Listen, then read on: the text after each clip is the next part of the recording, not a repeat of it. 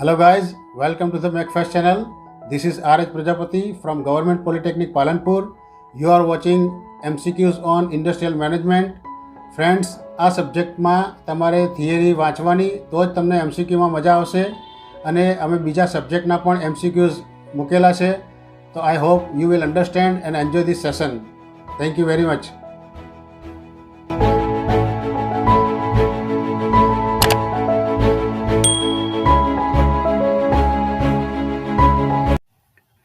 Question number 1. Which of the following is not the function of production planning and control? એટલે કે નીચે પૈકીનું કયું પીપીસીનું કાર્ય નથી? So answer is integration of processes. પીપીસીમાં રૂટિંગ, શેડ્યુલિંગ અને એક્સપેડિટિંગ એન્ડ ફોલોઅપ આવે છે, પરંતુ ઇન્ટિગ્રેશન ઓફ પ્રોસેસ આવતું નથી. સો આન્સર આવશે option C. Question number 2. Which of the following is not a popular production system? નીચે પૈકીની કઈ સિસ્ટમ એ પ્રોડક્શનની પોપ્યુલર નથી? સો પ્રોજેક્ટ પ્રોડક્શન એ બહુ પોપ્યુલર નથી, પરંતુ મોટાભાગની કંપનીઓમાં continuous production, job order production અને બેચ પ્રોડક્શન એ વધારે ચાલતી હોય છે. Question number 3. Which of the following functions of the production planning and controlling is related to the timetable of activities? કે પ્રોડક્શન પ્લાનિંગ અને કંટ્રોલિંગના નીચેના કયા કાર્યોમાંથી પ્રવૃત્તિઓના ટાઈમ ટેબલથી સંબંધિત છે?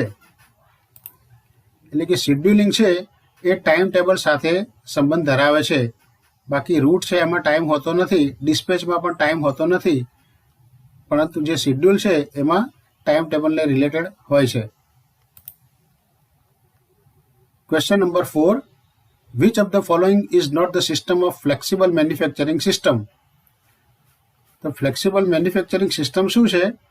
FMS, it is a production method that is designed to easily adapt to change in the type and quantity of the product being manufactured.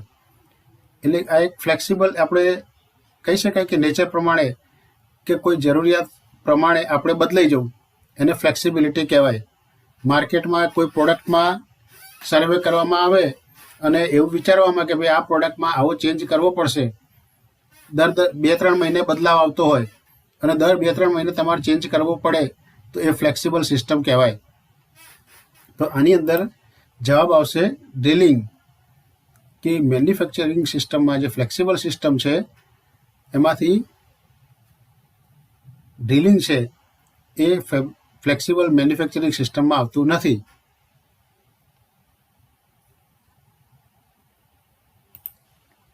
Question number 5.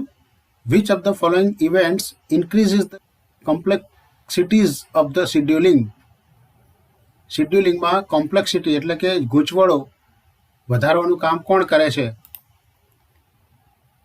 The infinity about the probable activities. Scheduling શું છે? એ પ્રોસેસને schedule કરે, arrange કરે, control કરે, બરાબર? તો infinity એટલે કે સંબંધિત પ્રવૃત્તિઓ વિશે અનંતતા હોય, જ્યારે કે ભાઈ આ પ્રોસેસમાં આવી શક્યતા છે, આ ટાઈમે પૂરી થશે, એવી કોઈ ઇન્ફિનિટી હોય એની શક્યતાઓ, એવા જે શેડ્યુલ કરવાની વસ્તુને કોમ્પ્લેક્સ કરે છે, એવી પ્રવૃત્તિઓ સિસ્ટમને કોમ્પ્લેક્સ કરી નાખે છે. Question number 6. Which of the following statement does not indicate the objective of the scheduling? કે શેડ્યુલિંગનો કઈ ઓબ્જેક્ટ નથી? To provide incentive to supervisors and foremen. Supervisor અને ફોરમેનને ઇન્સેન્ટિવ આપવું એ શેડ્યુલિંગમાં આવતું નથી. Question number 7. The scheduling is not relatable important for which of the following activities? નીચેનામાંથી કઈ પ્રવૃત્તિઓ માટે શેડ્યુલિંગ કરવાનું સંબંધિત નથી?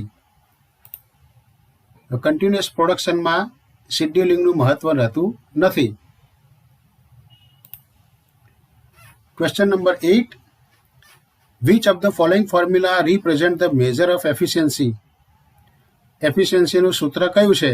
તો આપણે જાણીએ કે ભાઈ આઉટપુટ અપોન ઇનપુટ આ એક કોમન સૂત્ર છે એફિશિયન્સીનું. અને આઉટપુટ છે એ ઇનપુટ કરતાં હંમેશા ઓછું હોય એટલે એફિશિયન્સી તમારી 100% ક્યારે પણ ના આવે. Question number 9, which of the following is the method of scheduling? શેડ્યુલિંગની મેથડ કઈ છે? તો ક્રિટિકલ રેશિયો એ શેડ્યુલિંગની મેથડ છે. ક્રિટિકલ રેશિયો એટલે શું? It is calculated by dividing the time remaining until a job's due date by the total stop time remaining for the job. એટલે કે એક જોબનો ટાઈમ અને કંપની માટે જે ટોટલ ટાઈમ હોય છે એ બંને ગુણોત્તરને કહેવાય ક્રિટિકલ રેશિયો.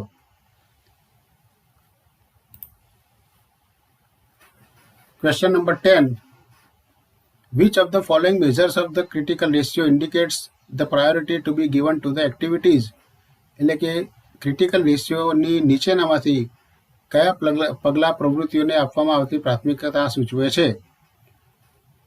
તો આ જે ક્રિટિકલ રેશિયો છે એ આપણે એક કામ કરવા માટે કેટલો સમય વધ્યો છે એટલે કે એની ડ્યુ ડેટ. ધારો કે ઓર્ડર આપેલો છે, આપણે આવતીકાલ સુધીમાં ઓર્ડર પૂરો કરવાનો અને આપણી પાસે ટાઈમ કેટલો વધ્યો છે. જો સાંજ સુધીનો વધ્યો છે કે પરમ દિવસ સુધીનો વધ્યો છે કે કાલ સાંજ સુધીનો વધ્યો છે, એવી 3 શક્યતાઓ થાય.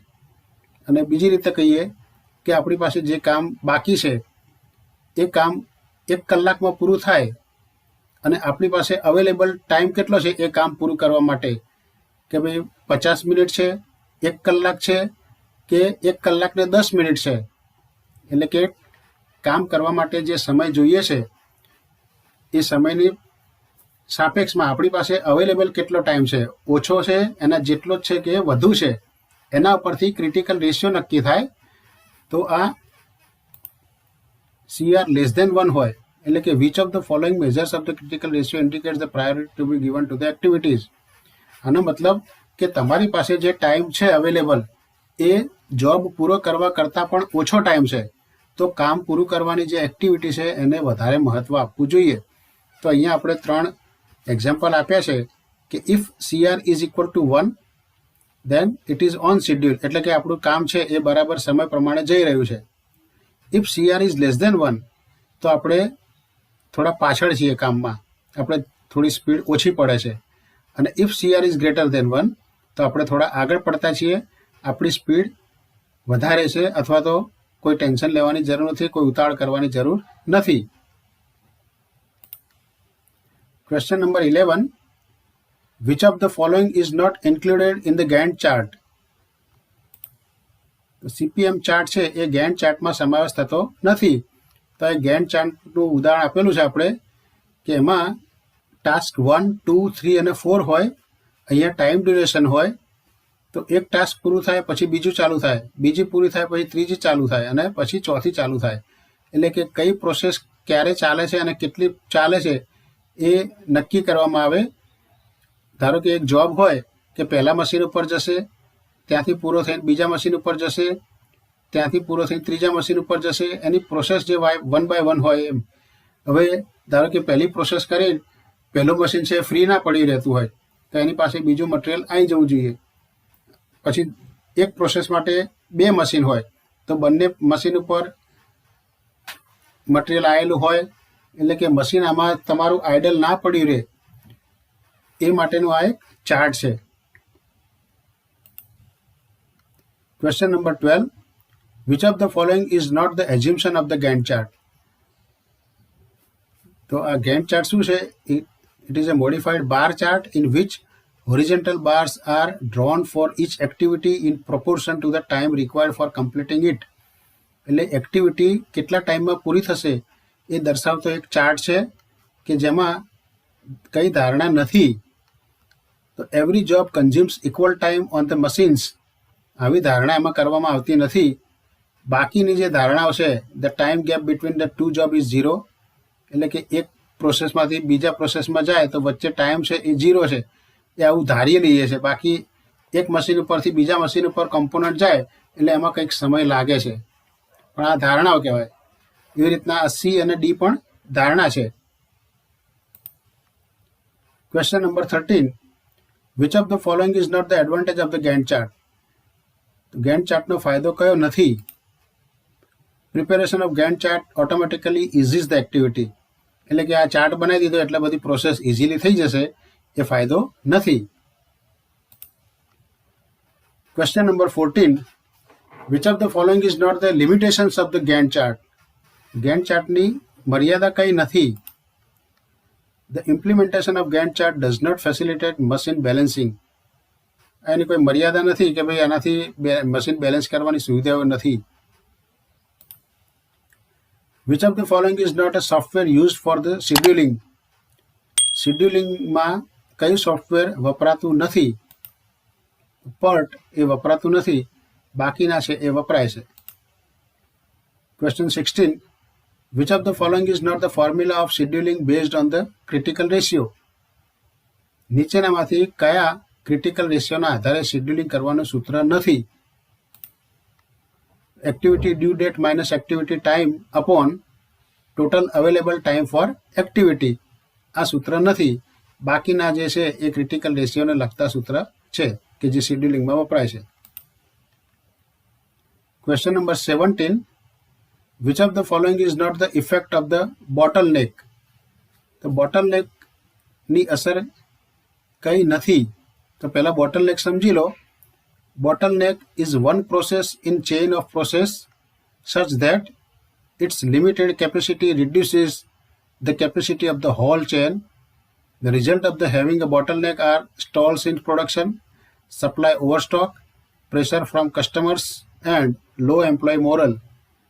એક કન્ટિન્યુઅસ પ્રોડક્શન થતું એમાં કોઈ એક જગ્યાએ પ્રોસેસ ધીમી પડી જાય અથવા કોઈ માણસ ઓપરેટર બીમાર પડી જાય કે કોઈ ઇમરજન્સીના કારણે એટલા પોર્શન તમારો સ્ટોપ થઈ જાય પ્રોસેસમાં, તો પાછળ છે એ બધું કોમ્પોનન્ટ તૈયાર થઈને આવતા હોય બધો ભરાવો થઈ જાય, એને કહેવાય બોટલનેક.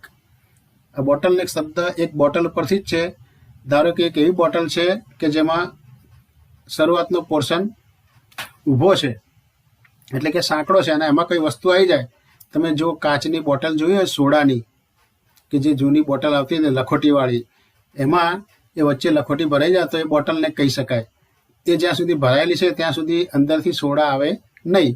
એટલે કે એક જગ્યાએથી કામ બંધ થઈ જાય તો પાછળ છે એ બધું કામ ઓટોમેટિક બધું બંધ થઈ જાય. ટ્રાફિક જેવું, બ્રિજ ઉપર કોઈ વ્હીકલનો એક્સિડન્ટ થયો હોય તો પાછળ બધું બંધ થઈ જાય, તો એ બોટલનેક કહેવાય છે. તો નીચેનામાંથી કઈ બોટલનેકની અસર નથી? It reduced possibility of machine breakdown. તો બોટલનેક થવાથી મશીન બ્રેકડાઉનની શક્યતાઓ નથી કે ઓછી છે એવું બધું કંઈ લાગુ પડતું નથી, બરાબર. પરંતુ બોટલનેકના કારણે it accumulates materials at the preceding activity. એટલે કે આગળની જે એક્ટિવિટી છે ત્યાં મટીરિયલનો સ્ટોક થતો જાય. It disturbs the time for succeeding activities. પાછળની જે પ્રોસેસ થવાની છે એમાં પણ ડિસ્ટર્બન્સ થઈ જાય. It delays the entire activity. બોટલનેકના કારણે આખી એક્ટિવિટી છે એ ડિલે થાય. એટલે કે એક ચેન હોય, ધારો કે એક કંપની છે એમાં એથી ઝેડ સુધીની પ્રોસેસ થતી હોય તો વચ્ચેના કોઈ જગ્યાએ કામ બંધ થઈ જાય તો બધી પ્રોસેસ એકબીજાને અસર કરે. Question number 18. Which of the following is not a resolution to be a bottleneck? એટલે કે નીચેનામાંથી બોટલનેક માટે અડચણરૂપ ઠરાવ નથી. તો option B is the answer. To maintain and repair the bottleneck machines during processing time. તો બોટલનેક નિવારવાનું કારણ કયું નથી?